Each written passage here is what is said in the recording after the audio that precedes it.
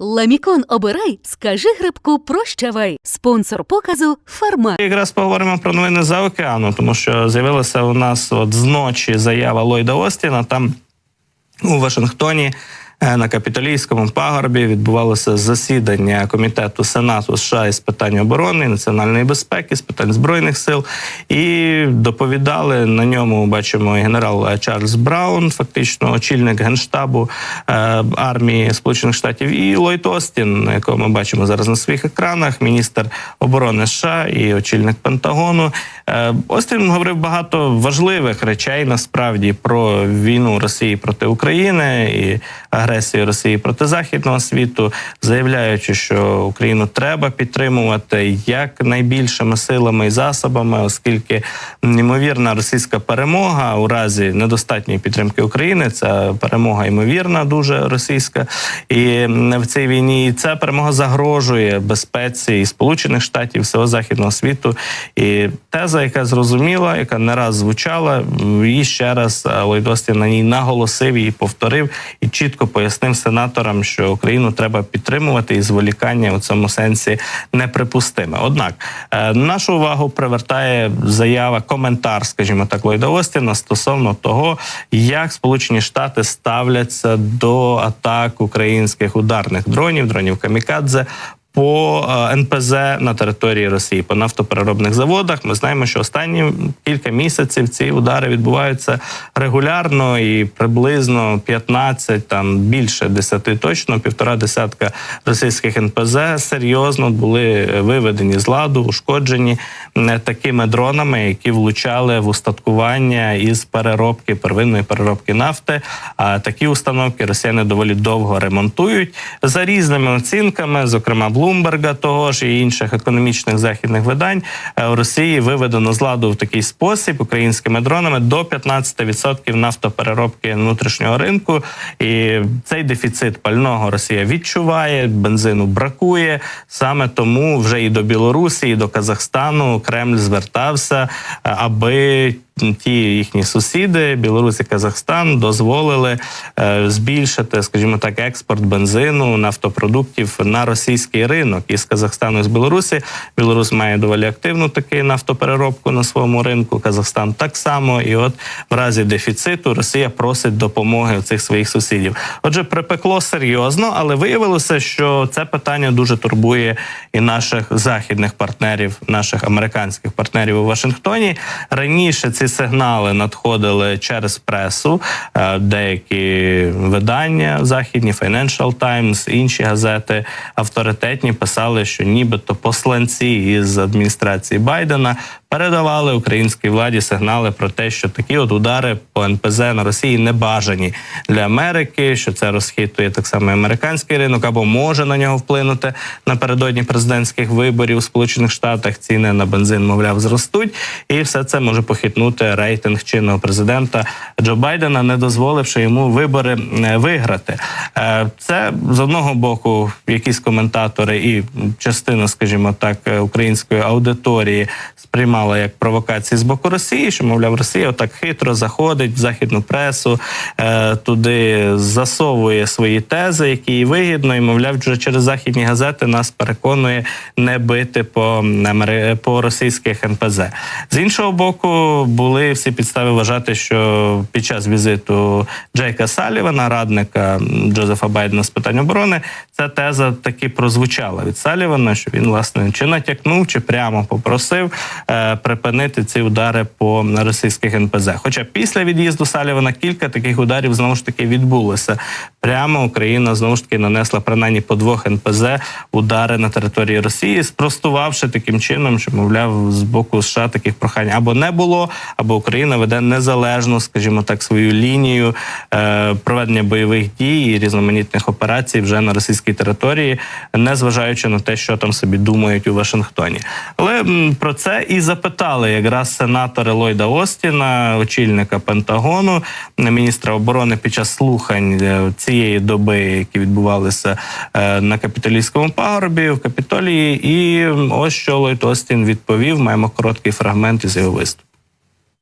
Такі атаки можуть впливати на глобальну енергетичну ситуацію. Україні краще вражати тактичні та оперативні цілі, що можуть вплинути безпосередньо на бій. Ну, ось так. Ллойд Остін вважає, що є цілі, на яких краще Україні зосередитися. Це тактичні оперативні цілі, якісь військові об'єкти, командні пункти, склади з боєприпасами. Ми все це розуміємо. І саме по них, мовляв, треба цілитися, наносити удари. А от удари по НПЗ, по нафтопереробних заводах таки можуть, на думку Остіна, впливати на глобальну енергетичну ситуацію. Тобто зачепити не лише Росію, але і увесь світ, ну в тому числі США. Ясно, що Сполучені Штати про свої інтереси переймаються і думають в першу чергу. Зрештою, це засідання якраз і мало на меті звірити годинники між Сенатом і Пентагоном, поділитися своїми міркуваннями з приводу того, як захищати національні інтереси, безпеку США в усьому світі.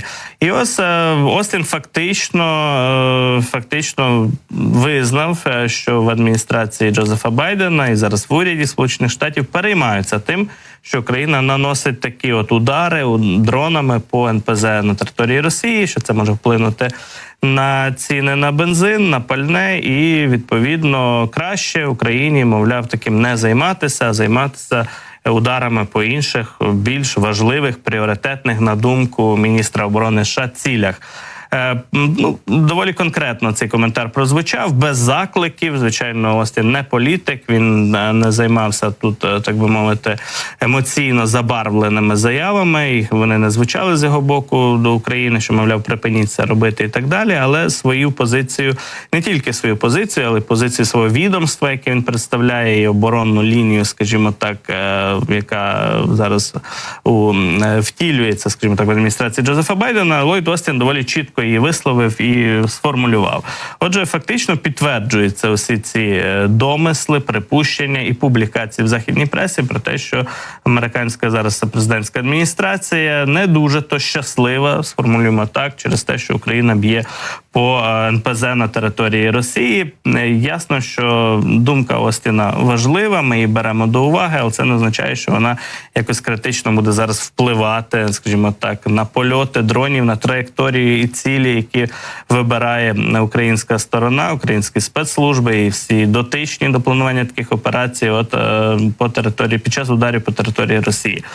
Знову ж таки, видання Bloomberg пише про те, що коментарі Остіна відразу засудив сенатор-республіканець Том Коттон, тобто є вже перша реакція. Він звинуватив Білий дім у перешкоджанні ефективним діям України через політичні міркування. Цитуємо сенатора-республіканця. Думаю, що адміністрація Байдена не хоче, аби ціни на бензин, на пальне підвищувалися у рік виборів. І це саме, власне, і мотивує чиновників із Пентагона, представників адміністрації робити такі заяви. Bloomberg також зазначає, що адміністрація Байдена зараз дуже багато уваги присвячує боротьбі з інфляцією, з економічними негативними явищами, включно із цінами на бензин для американських споживачів, бо це справді важливо у рік виборів. Але додамо, що водночас Ллойд Остін сказав, що без допомоги США Україна може програти війну проти Росії, і він наголосив на тому, що потрібно посилювати оборонну підтримку США в бік України, стосовно України. Україна має для нас значення, заявив Остін,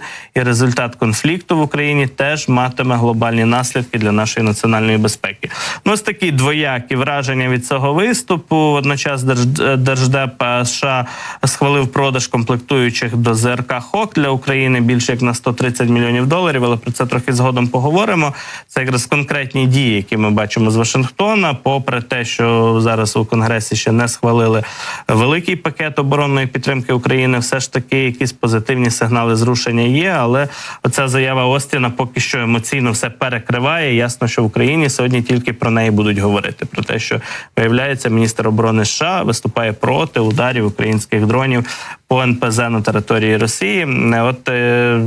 Будемо чекати, знову ж таки, коментарів вже, можливо, з Банкової і від наших офіційних осіб, як реакцію на цю заяву міністра оборони Сполучених Штатів. На той же час інша міжнародна організація МАГАТЕ, яка присутня постійно на ЗАЕС, принаймні кілька їхніх представників, спостерігачів там присутні, працюють, місія МАГАТЕ працює на ЗАЕС. Вони, знову ж таки, вчора в цій організації повідомили про чергову атаку дронами, безпілотниками по ЗАЕС. Взагалі, останніми днями чомусь почастішали прильоти якихось невідомого походження безпілотників по цьому важливому енергетичному об'єкту, найбільшій атомній електростанції у Європі, як ми знаємо, яка розташована в Енергодарі на території Запорізької області. На жаль, в тих районах, які тимчасово росіянами окуповані. І, відповідно, почастішали в зв'язку із цими провокаціями, ударами, вибухами якимись, також і заяви з боку міжнародних інституцій і західних урядів. Ну, зокрема, МАГАТЕ стурбовані, що відбуваються от такі нальоти дронів. Кажуть, що ядерна безпека на об'єкті, вона не під загрозою, прямої загрози немає. Дрони ці, умовно кажучи, атакували якесь устаткування мілітарного військового характеру на даху одного із енергоблоків, тобто, наприклад, антени, різноманітні засоби спостереження і моніторингу, які росіяни там змонтували, нібито були уражені такими дронами, якщо вірити заявам МАГАТЕ. Ну і ще один дрон нібито в автомобіль влучив, який належав якраз російським окупантам на території станції. Отже, сама станція не постраждала, але от за останні кілька днів повторилися такі от інциденти із нальотами ударних дронів по ЗАЕС. І, відповідно, і Сполучені Штати заявляють, аби Росія пошвидше забралася зі станції, звільнила її, передала її фахівцям українським, які там працювали, тобто демілітаризувати станцію і вийти з неї закликають і в уряді США, і Жозеп Борель, верховний представник Європейського Союзу з питань безпеки і зовнішньої політики, ну і низка інших впливових, авторитетних, поважних людей, але всі ці епітети мають значення не для росіян. Скажімо так, для росіян не мають значення, вони до цього всього не прислухаються, сприймаються як сірий чи білий шум. Ну і цілком ймовірно, що за цими провокаціями з дронами на території ЗАЕС самі росіяни і стоять, що вони нагнітають таким чином, знову ж таки, атмосферу навколо цього об'єкту.